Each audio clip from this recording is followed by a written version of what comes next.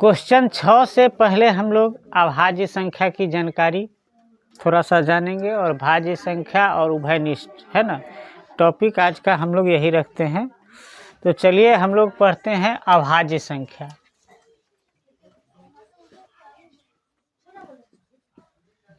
अभाज्य संख्या, ठीक है। तो अभाज्य संख्या किसको कहते हैं? जो अपने आप से कटे। अभाज्य संख्या किसको कहते हैं? जो अपने आप से कट जाए और एक से कटे, उसके अलावा किसी और संख्या से न कटे, उसे हम क्या कहते हैं? अभाज्य संख्या कहते हैं। किससे कटे? एक से, और अपने आप से कटे, उसे क्या कहते हैं? अभाज्य संख्या कहते हैं। तो जैसे कौन सी संख्या होगा जो एक से कटेगा और अपने आप से कटेगा? तो जैसे सबसे पहले तो एक होगा।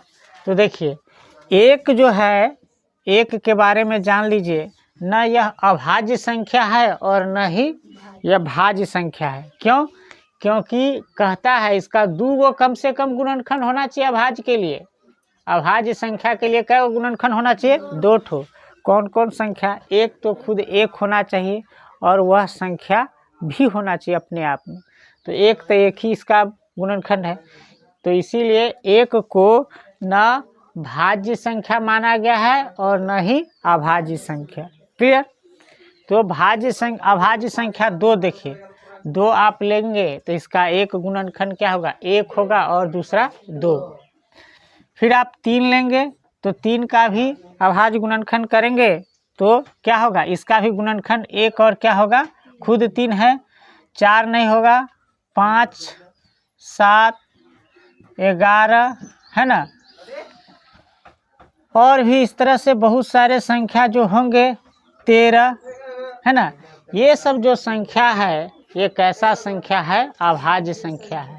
कहने का मतलब जो 13 जो है, या तो 1 से कटेगा या खुद 13 से कटेगा। समझ रहे हैं? तो ये कैसी संख्या है? अभाज्य संख्या है। और अभाज्य संख्या को आप इसका गुणनखंड करके देखिए। जैसे हम मान लिया जाए कि 13 को लेते हैं, तो 13 जो है इसको 1 से काटेंगे, 1 से भाग देंगे तो क्या मर्तबा में लगेगा? 13 मर्तबा में कटेगा, है ना। और खुद 13 को 13 से भाग देंगे तो क्या मर्तबा में कटेगा? 1 मर्तबा में कटेगा। तो इसका गुणनखंड 2 ही हुआ 13 का। एक 13 खुद है और उसका एक गुणनखंड क्या है? 1, है ना। और भी संख्या यहाँ आप ले सकते हैं, जैसे 17, है ना, 19, ये सभी संख्या क्या है? अभाज्य संख्या है ना। आप 19 को ले करके देखिए। तो जैसे हमने 19 को लिया तो 19 को कैसे भाग दे सकते हैं? भाग लगाइए तो 1 से आप भाग दे सकते हैं। तो कितना मर्तबा में? 19 मर्तबा में कटेगा, है ना। फिर 19 को आप खुद 19 से भाग दे सकते हैं तो कितना मर्तबा में कटेगा? 1 मर्तबा में कटेगा, ठीक है ना। तो यह जो संख्या है और यह संख्या 2 ही इसका गुणनखंड हुआ कि नहीं? एक गुणनखंड 19 का क्या है? ये अपने आप 19 है और दूसरा गुणनखंड जो है 1 है ना। तो ऐसी संख्या, है ना, जिसका गुणनखंड केवल 2 हो और कौन कौन? 1 हो और खुद 19 अपने आप है। तो 1 हो और वह संख्या खुद हो, वह संख्या क्या कहलाएगा? अभाज्य संख्या कहलाएगा, ठीक है। दूसरा, तो आपसे अगर प्रश्न में पूछेगा तो हम क्या लिखेंगे? जैसे मान लिया जाए कि 13 का, है ना, 13 का अगर आपसे गुणनखंड पूछे, 13 का गुणनखंड, 13 का गुणनखंड क्या हो जाएगा? तो 13 का गुणनखंड हो जाएगा 1 हो जाएगा और खुद 13 हो जाएगा। उसी प्रकार से 19 का गुणनखंड, 19 का भी गुणनखंड क्या हो जाएगा? तो 19 का गुणनखंड 1 हो जाएगा और खुद 19 अपने आप हो जाएगा कि नहीं। तो इस तरह से अभाज्य गुणनखंड आपने देखा कि वैसी संख्या जिसका गुणनखंड केवल 1 हो और वह संख्या खुद हो, उसको क्या कहते हैं? अभाज्य संख्या। ये आप लोग पहले से भी जानते थे, लेकिन हमें पढ़ाना है इसलिए हम डिटेल से आपको पढ़ा रहे हैं। चलिए नोट कीजिए। अब हम लोग पढ़ेंगे भाज्य संख्या। भाज्य संख्या, भाज्य संख्या में देखेंगे किसे कहते हैं, तो भाज्य संख्या उसको कहते हैं जो एक और अपने आप के अलावा और भी किसी संख्या से जो कट जाए उसे हम लोग क्या कहते हैं, भाज्य संख्याएं, है ना। क्या कहते हैं, भाज्य संख्याएं कहते हैं उसे, ठीक है। तो जैसे इसका तो बहुत सारा एग्जाम्पल है। जैसे सबसे पहला जो भाज्य संख्या होगा वह क्या होगा, 4। सबसे छोटी भाज्य संख्या होगा 4 और सबसे छोटी अभाज्य संख्या क्या होगा, 2। अगर आपसे कभी प्रश्न में पूछ दिया जाए कि सबसे छोटी भाज्य संख्या कौन है, 2। सबसे छोटी भाज्य संख्या 4 और सबसे छोटी अभाज्य संख्या 2, ठीक है ना। तो यहाँ पे हो जाएगा 4, इसके बाद देखिए 6, इसके बाद 8, इसके बाद 9, 10, 12 डॉट डॉट, इस तरह से और भी बहुत सारे संख्या होंगे। तो यहाँ पे हम एक संख्या लेते हैं, मान लिया जाए कि 10 लिए, तो 10 को हम भाग देंगे 1 से तो कट जाएगा, है ना। क्या मर्तब में, 10 मर्तब में। तो कहने का मतलब है 10 का एक गुणनखंड 1 भी हुआ कि नहीं। दूसरा 10 को हम भाग दे सकते हैं 2 से, तो क्या मर्तब में कटेगा, 5 मर्तब में। तो आपने देखा कि इसे 2 भी जो है 10 का क्या है, गुणनखंड हुआ।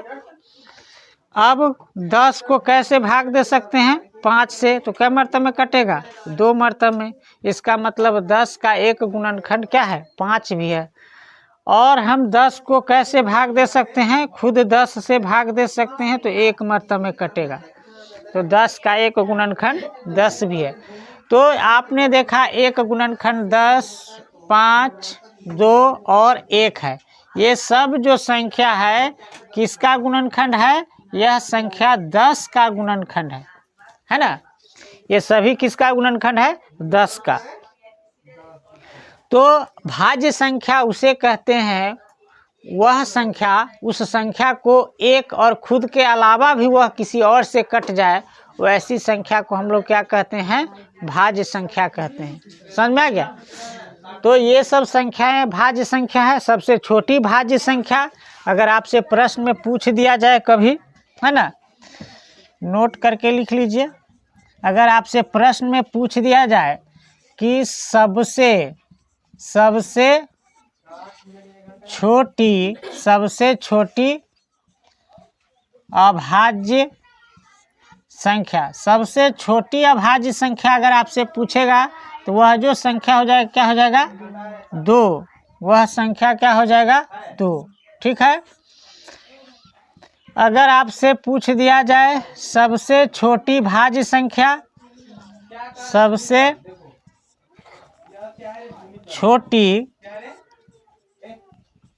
भाज्य संख्या, सबसे छोटी भाज्य संख्या, तो सबसे छोटी भाज्य संख्या क्या हो जाएगा, 4, ठीक है।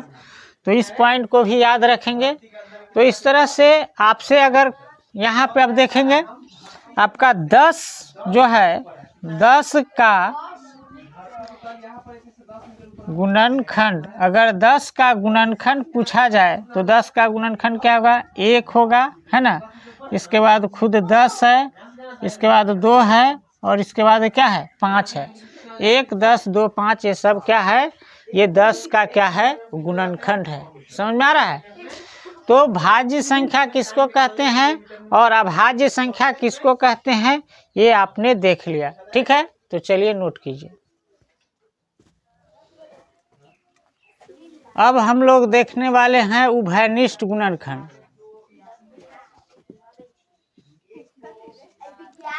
उभयनिष्ठ गुणनखंड,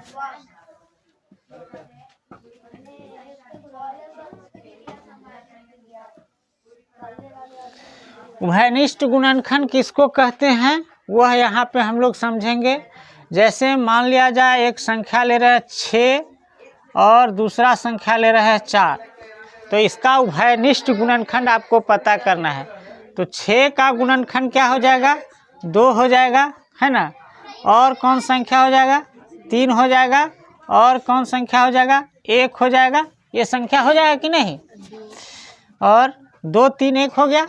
अब देखिए 4 का जो गुणनखंड है 2 हो जाएगा, और क्या होगा, 2 गुने 2 करेंगे तो क्या हो जाएगा, 4 हो जाएगा कि नहीं। और यहाँ पे 3 गुने 2 करेंगे तो कितना हो जाएगा, 6। ठीक है, तो यह जो गुणनखंड है इसमें जो मिलेगा, मतलब जो गुणनखंड जो संख्या दोनों में होगा उसे हम लोग क्या कहेंगे, उभयनिष्ठ गुणनखंड। तो देखिए यहाँ पे भी 2 है और 1 2 यहाँ पे भी है ना, तो यह एक जोड़ा मिल गया ना। तो 6 व 4 का उभयनिष्ठ गुणनखंड आपका क्या हो जाएगा, एक बात बताइए, 6 और 4 का उभयनिष्ठ गुणनखंड क्या होगा, 2 होगा। यह 2 नहीं होगा क्योंकि इसका जोड़ा इसमें नहीं, ठीक है ना। तो यह अगर आपसे प्रश्न में पूछे कि उभयनिष्ठ गुणनखंड, तो 6 और 4 का उभयनिष्ठ गुणनखंड कितना हो जाएगा, 2 हो जाएगा। ठीक है, और संख्या हम लेकर के देखते हैं। जैसे हम एक संख्या और लेते हैं, मान लिया जाए संख्या ले रहे हैं 12 व 18। ठीक है, 12 और 18 हम संख्या ले रहे हैं। ठीक है, तो 12 और 18 का आपसे उभयनिष्ठ गुणनखंड पूछेगा, तो 12 होने के लिए क्या होगा, एक होगा 2 है ना, तिहाई 6 और 6 हो गया। अब इसको क्या कर सकते हैं, इसका 2 तिहाई 6 और फिर यहाँ पे 2 ले लीजिए, 2 गुने 2 4 गुने 3 है ना, तो इसका गुणनखंड हो जाएगा 2 2 और 3 हो जाएगा। 18 का अगर आप गुणनखंड कीजिएगा तो सबसे पहले 18 कैसे कटेगा, 2 से कटेगा कि नहीं, 2 से कटेगा, फिर 3 गुने में 3। तो यहाँ पे देखिए 12 और 18 का गुणनखंड हमने पता कर लिया। तो कॉमन कौन है, 1 2 यहाँ कॉमन है ना, इसका जोड़ा बन रहा है। दूसरा 1 3 का भी जोड़ा बन रहा है ना, इस 3 का भी जोड़ा बन रहा है। तो इसका जो आपका उभयनिष्ठ गुणनखंड होगा 1 2 होगा और दूसरा क्या होगा 3। तो यह गुना करेंगे तो कितना हो जाएगा 6 है ना। तो इस तरह से उभयनिष्ठ गुणनखंड किसको कहते हैं, जो दोनों में कॉमन हो, है ना, वह संख्या दोनों में हो उसे हम लोग क्या कहते हैं, उभयनिष्ठ गुणनखंड कहते हैं। समझ में आ रहा है बात कि नहीं। तो इस तरह से और भी संख्या आप लेकर के देख सकते हैं। जैसे एग्जाम्पल के तौर पे और भी लेते हैं, हम 15 और 16 ले रहे हैं। मान लिया जाए कि एक संख्या 15 लिए वह हम 16 ले लिए। ठीक है, तो यहाँ पे देखिए 15 को गुणनखंड कीजिएगा तो क्या आएगा, 15 को आप तोड़िएगा तो आपका यहाँ देख लीजिए, यहाँ पे 15 टूटेगा 3 गुने 5, 3 5 15 है ना। चलिए 15 का गुणनखंड 3 और 5 हुआ, और 16 को आप तोड़िएगा तो देखिए क्या तोड़ सकते हैं, बहुत सारा संख्या आएगा। जैसे हम तोड़ेंगे 2 से, है ना, 2 से आप इसको मान लीजिए कि करके ही देख लीजिए, बगल में आपको पता चल जाएगा। 16 को आप तोड़ेंगे तो 2 से लगाएंगे, 2 8 16, फिर 2 से लगाएंगे, 2 चौका 8, फिर 2 से लगाएंगे, 2 दूना 4। तो कितना बार आया, 4 बार 2 आया, तो 2 गुने 2 गुने 2 गुने 2। तो यहाँ पे देखिए इसमें कोई उभयनिष्ठ गुणनखंड आपको है, ऐसा कोई संख्या है जो इसमें भी हो और इसमें भी हो, 15 का भी गुणनखंड हो और 16 का भी गुणनखंड हो, ऐसा कोई संख्या आपको दिखाई दे रहा है, नहीं दिखाई दे रहा है। इसका मतलब है कि हर संख्या का एक तो गुणनखंड होता ही है ना, तो इसका भी एक गुणनखंड होगा, है ना। तो जब कोई संख्या का अगर गुणनखंड आपका कॉमन नहीं हो तो एक तो हर संख्या को काट सकता है। तो उस संख्या को एक जो यहाँ पे दिया हुआ है, यह जो संख्या होगा यह इसका उभयनिष्ठ गुणनखंड हो जाएगा। 15 और 16 का उभयनिष्ठ गुणनखंड क्या हो जाएगा, 1 हो जाएगा। समझ में आया। जब कोई दो संख्याओं का उभयनिष्ठ गुणनखंड नहीं होगा तो उसका उभयनिष्ठ गुणनखंड क्या होगा, 1 हो जाएगा। समझ में ना, उसका उभयनिष्ठ गुणनखंड क्या हो जाएगा, 1 हो जाएगा। बाकी नहीं में मैच कर रहा है, इसमें से कॉमन कोई भी नहीं हुआ तो उसका उभयनिष्ठ गुणनखंड क्या हो गया 1। क्लियर। तो आपने सीखा कि उभयनिष्ठ गुणनखंड किसको कहते हैं, और आप यह भी जानते हैं उभयनिष्ठ गुणनखंड तो पहले से आप जान ही रहे हैं, लेकिन उभयनिष्ठ गुणनखंड को HCF भी कहते हैं, मस, है ना। क्या कहते हैं, महत्तम समापवर्तक जो आप पढ़े हैं HCF, है ना, इसी को हम लोग क्या कहते हैं, उभयनिष्ठ गुणनखंड कहते हैं। अगर 6 और 4 का आप मसा निकालिएगा तो क्या आएगा, 2 आएगा। वही चीज जो है आपका उभयनिष्ठ गुणनखंड दिया हुआ है। ठीक है, तो चलिए नोट कीजिए।